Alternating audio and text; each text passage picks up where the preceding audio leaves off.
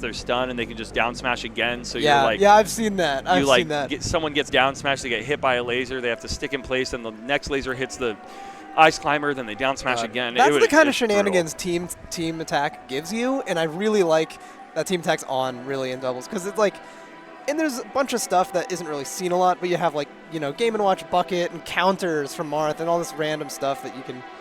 Hitting your teammates is not always bad. Yeah. And it's super cool to see. I usually prefer team attack in games. Yeah. All right, we got game 1. First death going to a space animal, unsurprisingly. There was a very high 75% chance that the first death would be a space animal. Falco, lone survivor at the moment. Yeah. We got chain grabs somehow. Somehow you had enough time to do that for a second, but we're not really going to see a lot of that. And then up smash both the enemy players when the other one came to disrupt. Yeah. And there goes the Sheik once more. Sheik sometimes can get bullied a little bit in double, especially by double spacey teams. It can be hard.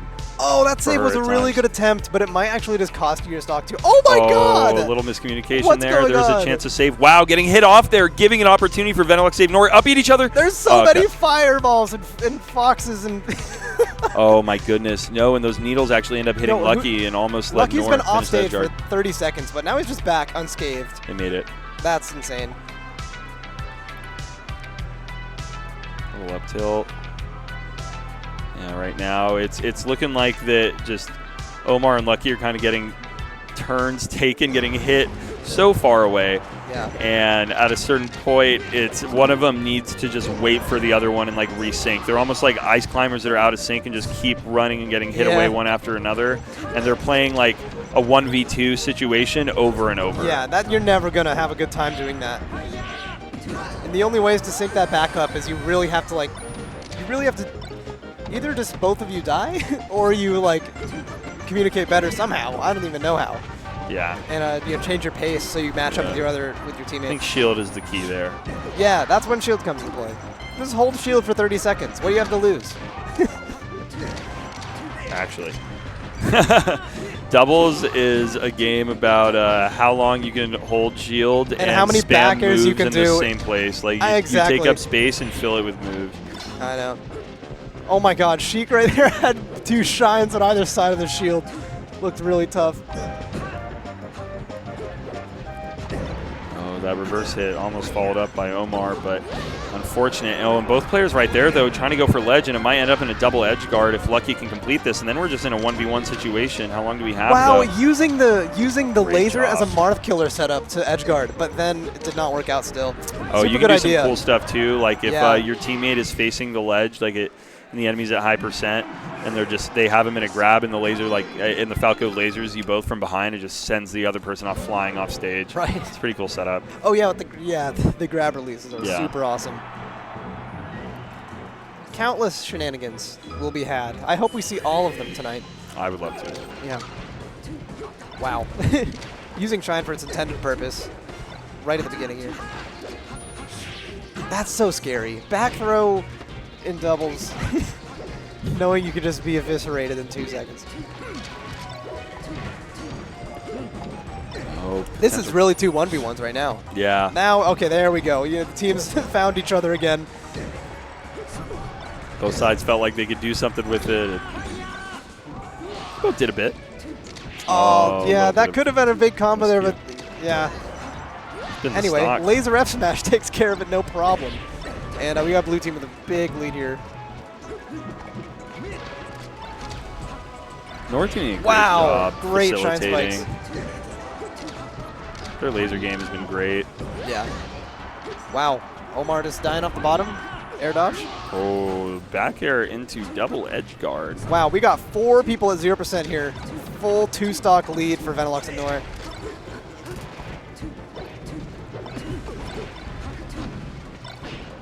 Right, yeah. This has turned into a little bit of a slobber knocker in a lot of ways. They kind of just keep running at each other. Definitely a lot faster pace, like you were saying. But Trey, I have an embarrassing question for you. What is it? Which team won game 1? With Noire and Venelox. Noire and Venelox. I was asked that question, and I did not have an answer. Yeah. I'll be better. I'll be better next time.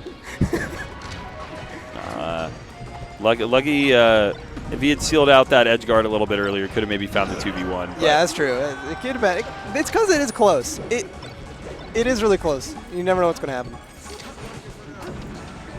Oh, double down air. Oh, great DI. That dip, Yeah. I feel like, gave some opportunity. The rising God. gave a better kind of trajectory to SDI back on stage. That was really nice by Omar in the 2v1 situation. Went off stage, threw a couple back airs out, and stayed relatively safe that whole time. Now we got a team combo here. Clean edge guard. That's enough for Noire. Some Venelox. Going to probably hold on to it, but decent percent. 2v1. Ooh, that tech saved Lucky. And a big back air from Venelox should have hit. Nice platform play. Just shining Venelox away the second they jumped in their territory. Wow. Lucky with the overshoot and the target switch. Lucky ran from one side of the stage all the way through two people just to get that nair. Oh, and the up B killing!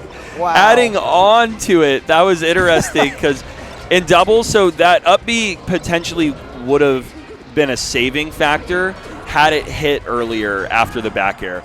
But in the first 16 frames after one move, instead of applying the knockback of the second hit to the first one and like calculating the difference basically, it just switches the knockback to the second move hit.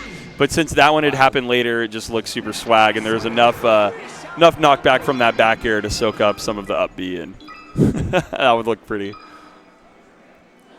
Right. We haven't seen another team been able to overcome, the game plan of one so far. Yamato gang here really wants to take a game and keep this a competitive set. For Yamato. They Yes. Yeah, we I love don't know. Battlefield. Noire and Venelox are looking solid right now. They really know what they're doing.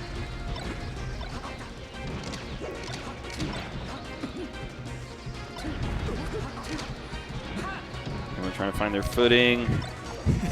Noire hasn't really been able to set up much of their stuff.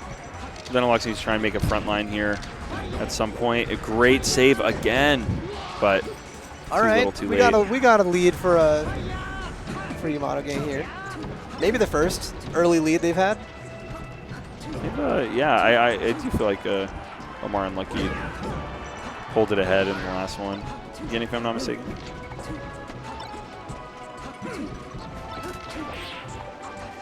Oh, Venelox spazzing in center stage right now. Lasering in between shine. Sheesh. Gosh, Fox, you see Fox is recovering a lot more high in doubles. It's really, really good. I love the way when Sheik is kind of walling a couple of them on the stage, like between DI. needles and tilts, and they're kind of stacked in front of each other, them being Noire and Venelox. Lucky just takes the opportunity to just go straight to top platform where they don't really have the ability to threaten on reaction, and just immediately try and sandwich and start back airing and send him back into Sheik, force him to the monster that is giving him trouble in the first place. Rather than trying to find a time to fight through the Sheik, just sandwich.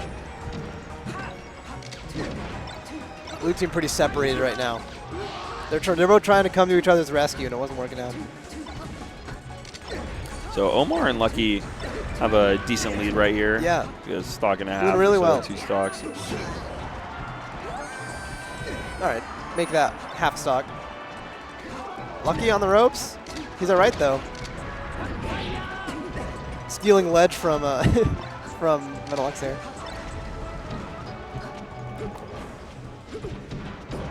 Pretty tense moment in the game. Sheik.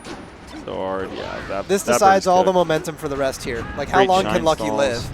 Oh, that was an unfortunate okay. situation. Really, really big swing for a red team. Yeah, I think that it's a hard one because the ledge was fairly open, but in general rule of thumb, it's usually safer to not go for ledge. So yeah, that was a little miscue. Yeah. Venelox and Noire.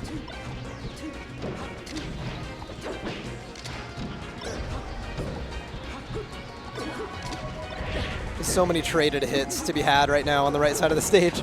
Oh, they hit. And Falco ended up at 132% and in the bottom left corner. And Omar and Lucky end up with a game on the board now. There you go. See how that momentum carries? Yes, you said. Maybe a game 5. Maybe. We'll see. We'll see. Venelox and Noire are looking pretty strong, but there's definitely been like a lot of glimpses in each game of Omar and Lucky doing the same as well and kind of taking control at points, but it just seems been a little hard for them to hold on to. And I think maybe just the little bit more synergy and team's experience between. Yeah, they've been a long-lasting team, right? Yeah. They don't even have to talk. They just look at each other. They know exactly what to do. Yeah, it's kind of helped them claw it back when they can make some slight adjustments, and then it's quicker for them to adjust because they're on a more similar page. FD's going to be a game changer here. No BS, no platforms. Nothing in the way of. Oh, unfortunate. Getting each other's way with that shine, but then saving. Gosh. I like that. When there's more than one person off the stage, I'm just mesmerized. I'm like, and you really have to pick one person and just watch them for a while in dubs sometimes. That's when you really get a sense of doubles nature, you know? You watch one person back air 7 times in center stage. You go, wow, they take that space really well, don't they? They do. Yeah. You know, all these players actually 7 times pretty dynamic. They are changing their spot a lot. Changing targets a lot. I think that might be faster pace coming in from Spaceys. They just have that ability. Yeah, when you have a character that is a little bit slower and like kind of harder to make those opportunities on their own, you have to be good as a teammate at like positioning kind of around them to try and maximize their efficiency as well, and not let those situations happen where one's kind of getting knocked away. In a situation like this, all these characters are really fast, really quick. It's like it's hard to put any of these characters on a leash and walk them for too long at a time. Yeah. Uninhibited, especially with this many people on the stage. Finding that up air and then dying himself. Both Foxes coming back now.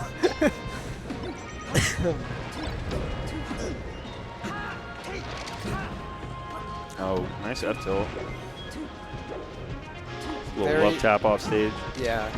Very, very slight lead again for red, but if Omar dies here, could change everything.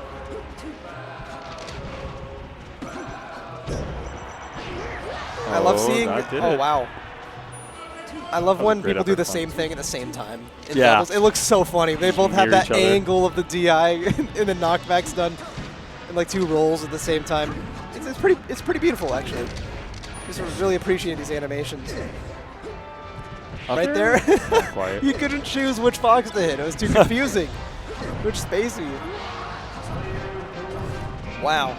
All of a sudden, we got to get this stock right now from Blue Fox. Red Falco is my least favorite skin. Really? Well, for doubles, at least if you're playing against a blue team. Because, like, Falco's just blue, so even Red Falco, like, I always confuse with Blue Falco. Like, right. Like, who's on, like, which team? Oh, that's... Oh, but the down tilt not hitting its intended target. Wow, down smash hitting them both either way. That's exactly why it's made like that. The opportunity for Nedjard, and there we go, following it up on the grab. And Venelox and Noire closing it out 3-1.